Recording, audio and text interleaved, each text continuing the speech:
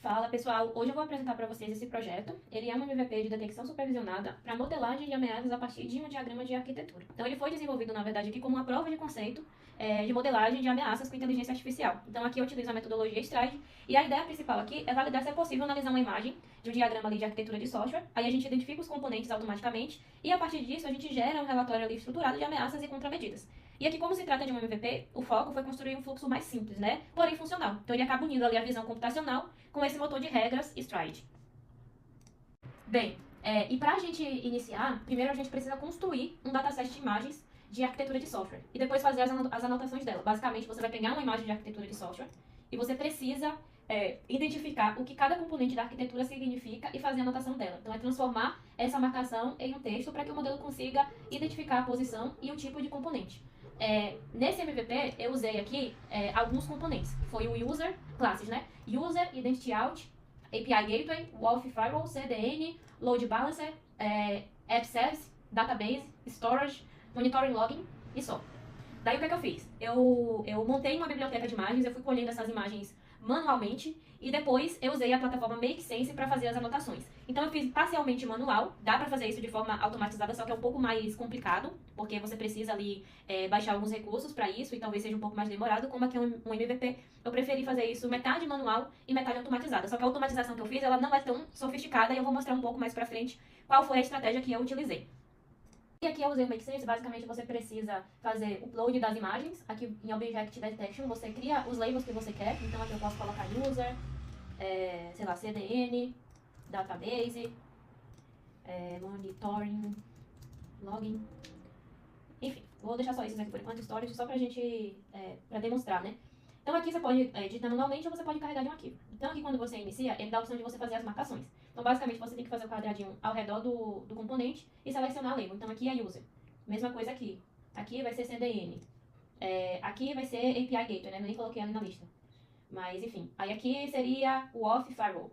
Aí aqui seria o Load Balance. E aí você precisa ir classificando as imagens corretamente, que quando você finaliza, ele gera para você as anotações. E daí você tem que carregar aqui várias imagens e para cada imagem você vai fazendo as anotações manuais, né? Claro, num sistema real isso é meio que impossível, porque você precisa de um dataset muito grande, então você vai precisar utilizar outros recursos, mas para o MVP isso aqui foi suficiente nesse primeiro momento. Então eu usei aqui o MakeSense porque é o mais simples. Mas dá para usar também o RoboFlow, que é um pouco mais sofisticado, que você consegue fazer uma automatização dele, ele já identifica automaticamente os componentes, depois você só revisa e vê se está tudo classificado certinho. Só que eu achei o MakeSense mais simples para esse MVP. Então, o que acontece? Aqui o modelo, ele vai, para ele aprender, né, a reconhecer esses componentes dentro dos diagramas, ele precisa desse dataset variado, como eu já comentei. Então, muitas imagens diferentes anotadas. Então, quanto maior for a variedade, por exemplo, você pode colocar diagramas da AWS, da Azure, Google Cloud, enfim. Quanto maior essa variedade, melhor é a capacidade do modelo de generalizar para novas arquiteturas, né, que ele não aprendeu, que ele não viu anotado. Então, aqui o fluxo seguido foi. Então, primeiro eu obtive as imagens, depois eu defini as classes ali, como eu mostrei no MakeSense, e em seguida eu fui fazendo a anotação de cada imagem, né? Que são aquelas classes que eu mostrei ali, de user, API Gateway, Load Balance e etc. E lá no MakeSense, depois que você faz essas anotações, você pode exportar no formato YOLO. E aí no final você consegue treinar o modelo com essas imagens que foram anotadas. Mas aí, como eu falei, fazer isso manualmente é muito trabalhoso, né? Sem contar que como é um trabalho manual, pode acabar gerando algumas inconsistências. E aí, como eu precisava de uma biblioteca maior de imagens para o modelo ele fazer o treinamento do modelo, eu criei algumas automações. Claro, na vida real isso não é a melhor forma, mas eu tentei simular mais ou menos alguns fluxogramas usando ícones dos componentes de cada serviço, AWS, Cloud, Google Cloud e Azure. Do Google Cloud eu não foquei muito, mas eu peguei alguns ali só para deixar como exemplo. Então eu criei um dataset aqui de ícones e para cada categoria, para cada classe, eu fui colocando os ícones. Então aqui a API Gateway eu fui marcando lá, então peguei ali da AWS, todos os ícones que estão relacionados com API Gateway. Mesma coisa, App Service, eu peguei alguns exemplos ali só para o modelo ter uma ideia. Para Cache, a mesma coisa, e fiz isso aqui para cada classe.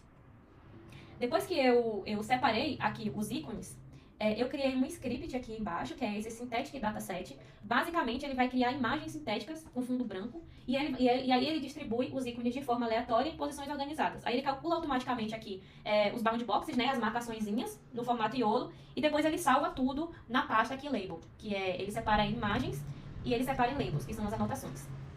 E a partir disso, a gente conseguiu gerar aqui centenas de imagens anotadas automaticamente. Então, acelerando aqui bastante a construção do dataset. Não é o melhor caminho, mas ajuda a treinar o modelo. E aí, para ficar um pouco mais também melhorado esse dataset, eu criei um outro script. Por quê? Esse Synthetic, ele vai gerar imagens nesse formato aqui, ó. Cadê o Synthetic? Como eu falei, fundo branco e as imagens distribuídas, daí ele pega a posição das imagens e joga lá no dataset pro Iolo fazer o aprendizado. Só que, tipo assim, isso aqui não é legal, que ele não consegue identificar setas. Tem uma questão também aqui que é importante pro modelo, que é ter os textinhos, né, identificando cada componente, API Gateway, o Office, isso é importante pra ele conseguir também distinguir melhor. Como aqui são ícones, a gente não tem esses textinhos. Aí eu criei um outro script que faz a mesma coisa, só que agora em formato de fluxograma. Então ele faz a mesma coisa, ele não tá olhando pra nada, só monta mesmo os fluxogramas de forma aleatória. Ele pega ali os ícones que tá lá naquela pasta e monta aqui alguns fluxogramas aleatórios somente pro modelo aprender sobre cada item desse, cada íconezinho desse e fazer associação com as classes que eu defini. E também, né, como eu falei, os que eu fiz manuais ficaram também armazenados aqui para ele ter uma parcela de imagens reais anotadas. Bem, daí esses scripts eles ficam aqui na pasta scripts e a gente também, então aqui tem o flowchart, que é o que gera as imagens ali com as setinhas, o que gera só as imagens com fundo branco. E eu tenho alguns outros scripts extras aqui. Então aqui, como eu estava pegando imagens da internet com nomes aleatórios, eu criei um script para organizar ali as imagens brutas. Esse daqui, ele separa o treino e a validação. Então, outro ponto aqui, o modelo ele precisa de uma biblioteca de datasets para treino e uma outra parcela para validação. Então, 10% ali das imagens foi para validação e o restante ficou para treino. E aqui tem um script que faz o treino do modelo em si. Então aqui eu fiz algumas calibrações. Então por default ele está com 50 vezes, 50 épocas, basicamente a quantidade de vezes que o modelo passa pela mesma imagem para identificar ali os componentes.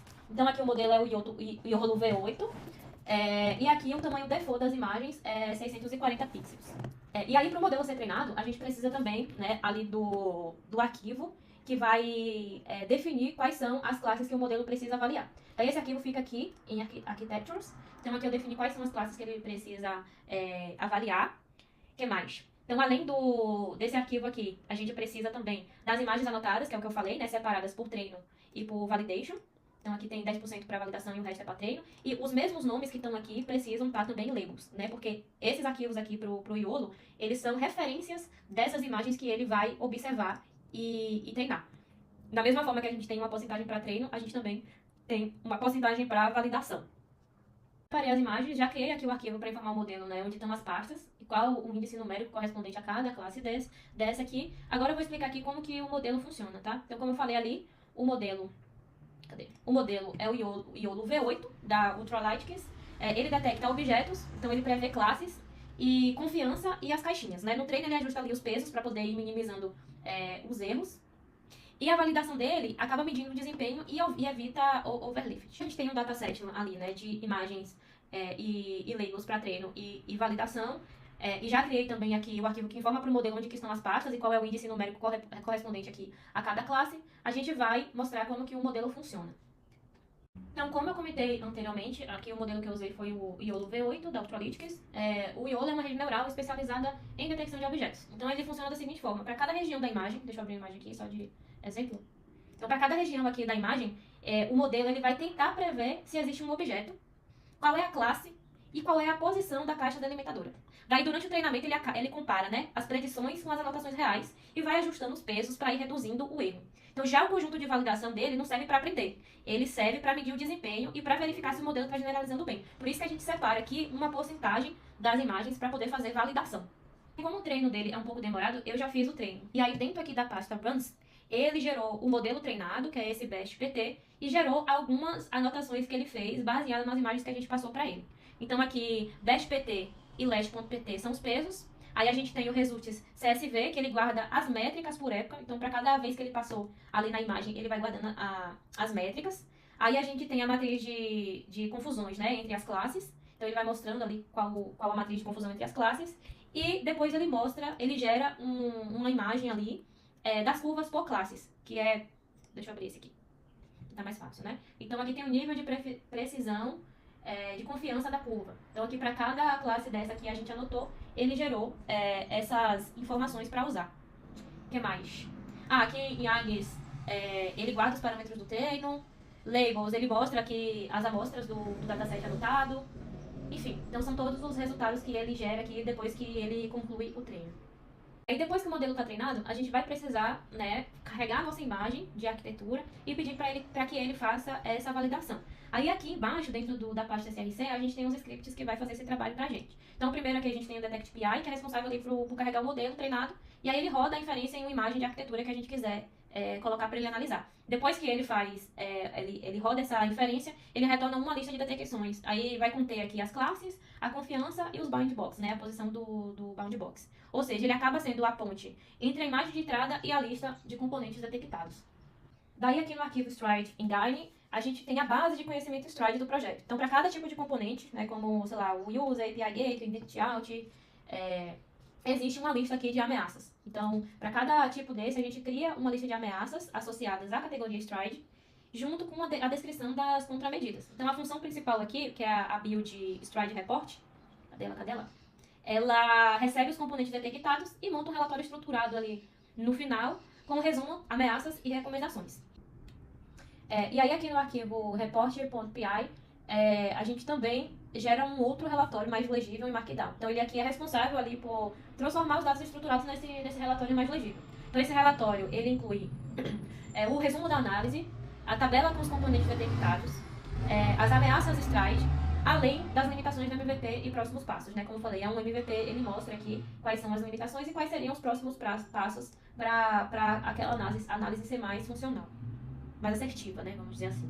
Bem, para fazer esse MVP, eu usei algumas dependências aqui, né? Tá no Requirements, precisa instalar para conseguir, tanto para treinar o modelo quanto para poder depois fazer a análise da imagem. Então a gente tem o Tralytics, que é o YOLO, o Pillow, que foi usado ali no script do dataset, o Pydantic também.